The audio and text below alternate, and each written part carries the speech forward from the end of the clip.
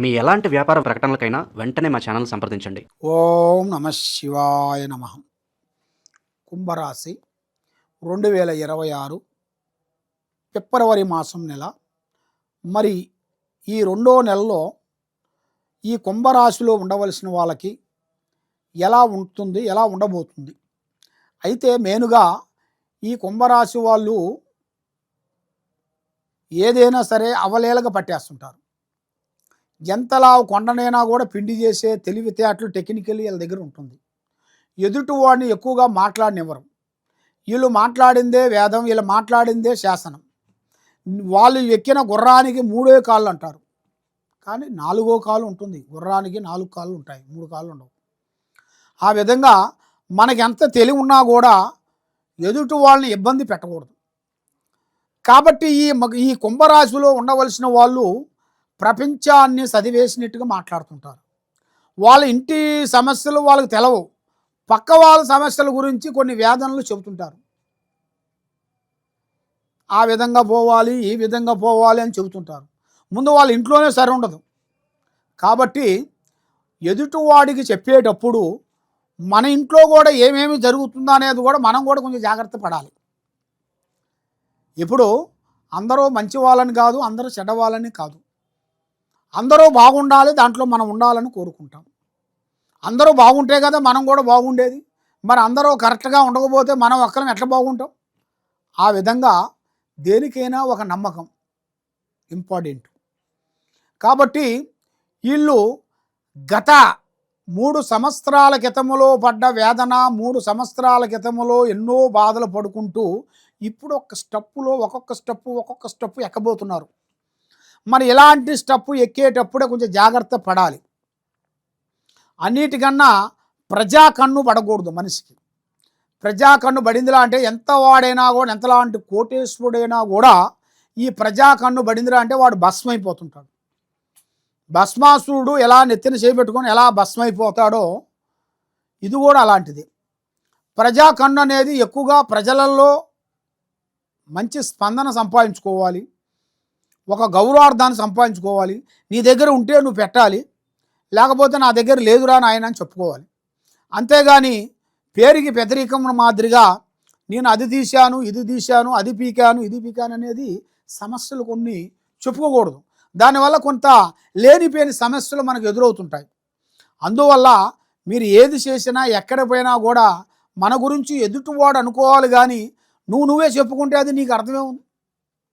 దానివల్ల అతి జాగ్రత్తలు కొన్ని పాటించాలి.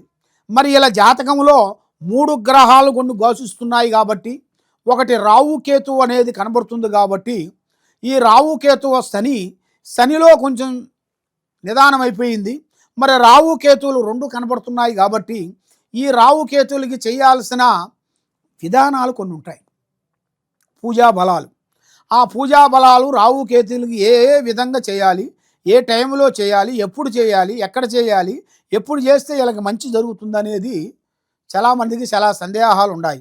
మరి ఈ కుంభరాశిలో ఉండవలసిన వాళ్ళకి మెయిన్గా శ్రీ వెంకటేశ్వర స్వామి గుడికెళ్ళి ఆ వెంకటేశ్వర స్వామికి శనివారం రోజున వీళ్ళు చేయాల్సిన శాంతకట్టు పూజ అనేది ఒకటి ఉంటుంది.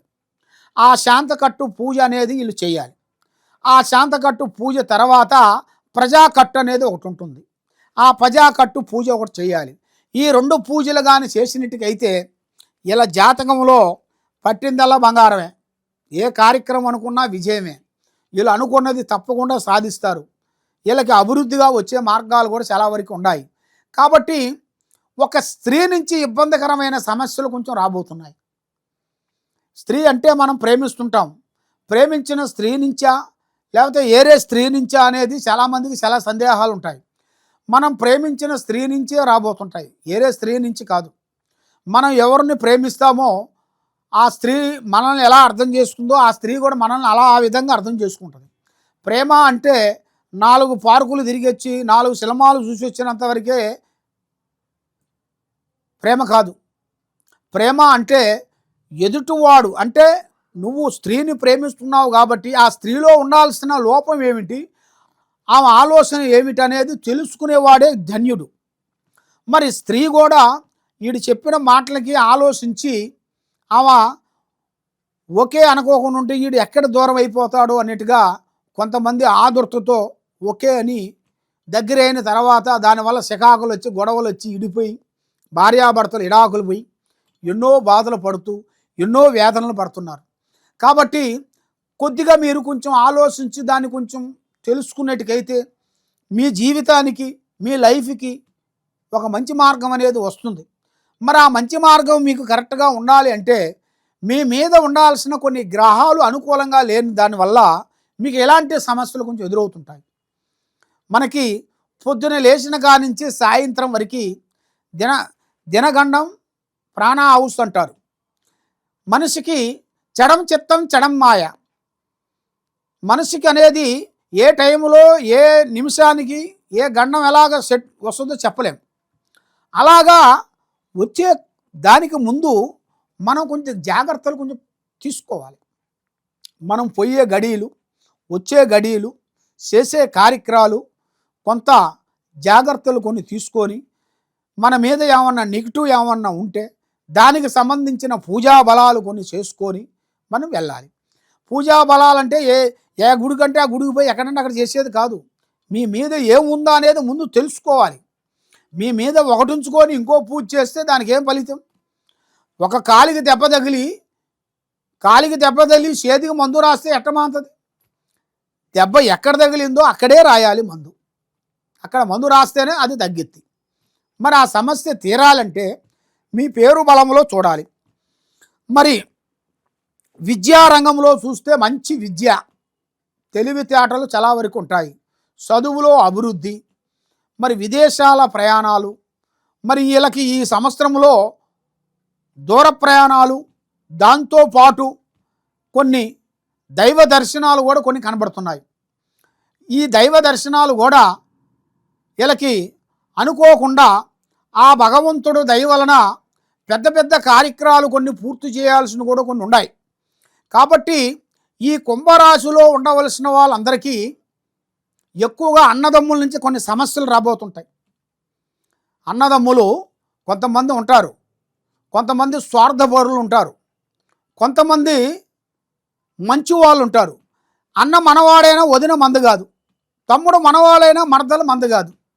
కాబట్టి కొంతమంది వాళ్ళ ఆలోచనలు బట్టి అన్నల గురించి వదినల గురించి వీళ్ళు ఎన్నో రోజులు చేసిన కష్టము, ఎన్నో రోజులు చేసిన ఫలితాలు ఇలా చేతికాడికి వచ్చి చేజారిపోతుంటాయి. ఎందుకంటే ఇది మన ఫ్యామిలీ, అందరూ బాగుండాలి, దాంట్లో మనం ఉండాలి అన్న ఒక ప్రేమ అభిమానం కలిగిన వాళ్ళు అన్నదమ్ములు. అందులో ఉండవలసిన వాళ్ళు 7 మంది 6 మంది 7 మంది ఉంటారు కొంతమంది అన్నదమ్ములు. ఆ అభిమానం ఎలాగుంటుందంటే వాళ్ళ ప్రేమ చాలా గొప్పగా ఉంటుంది.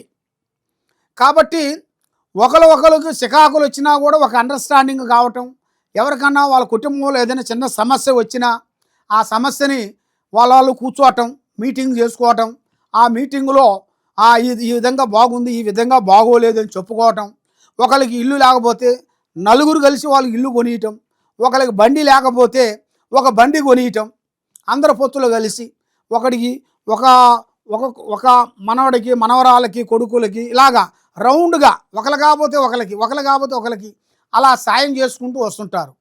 కాబట్టి మంచి వాళ్ళే, మంచి మనసు మంచి కలిగిన వాళ్ళే. కానీ వీళ్ళ మీద ఉన్న గ్రహాలు చాలా పెద్దవి కదా. ఆ గ్రహాలను వీళ్ళు తెలుసుకోకోకుండా కొంత మూర్ఖత్వంగా నేను ఎక్కిన గుర్రానికి 3 కాళ్ళు అంటుంటారు వీళ్ళు. దానివల్ల వీళ్ళు టప్పున పడిపోతుంటారు కింద. ఎందుకంటే పెద్ద ప్లాన్ చేస్తుంటారు వీళ్ళు, మామూలు ప్లాన్ కాదు. చూస్తే సింపుల్గా ఉంటారు కానీ ప్లాన్ పెద్దగా ఉంటుంది. ఆ ప్లాన్ ప్రకారంగా వెళ్తుంటారు, మధ్యలో ఏదో ఒకటి డిస్టర్బెంట్ అవుతుంటుంది. ఆ డిస్టర్బెంట్ అయిన కాడి నుంచి వీళ్ళకి మనశ్శాంతి కొంచెం లేకోకుండా మానసికమైన కొంత ఇబ్బందులు కొన్ని ఎదురవుతుంటాయి. కాబట్టి ఇలాంటి సమస్యలతో చాలా వరకు చాలామంది చాలా విధానాలుగా పోరాటం చేసుకుంటూ కుటుంబాన్ని బాధపడుతూ వస్తుంటారు. మరి వీళ్ళు ఈ కుంభరాశి వాళ్ళు చేయాల్సిన కార్యక్రమం ఏమిటంటే భూమిలో కొంచెం మార్పు రాబోతుంది. భూమిలో మరి వీళ్ళు చేసే బిజినెస్లో మళ్ళీ మార్పులు, కొన్ని విదేశాల్లో వెళ్ళాల్సిన యోగము, ఈ 3 వీళ్ళకి అభివృద్ధిగా రాబోతుంది.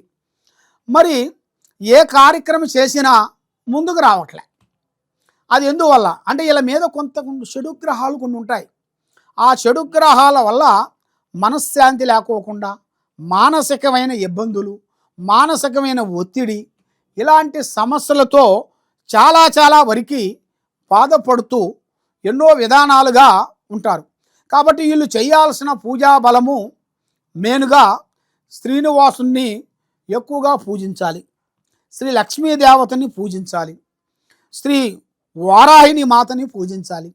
ఈ 3 దేవుళ్ళని వీళ్ళు పూజించినట్టుగా అయితే వీళ్ళకి మీద ఉండాల్సిన అష్టకష్ట దరిద్ర దోష నివారణ అనేది శాంతమైపోతుంది, లక్ష్మి నిలబడుతుంది, మనశ్శాంతిగా ఉంటుంది. ఏ కార్యక్రమం చేసినా కూడా వీళ్ళకి జయప్రదం అనే మార్గాలు కూడా చాలా వరకు కనబడుతుంది. కాబట్టి నల్లటి వస్త్రాలు కానీ, ఎరుపు వస్త్రములు కానీ మ్యాచింగ్ వేయకూడదు.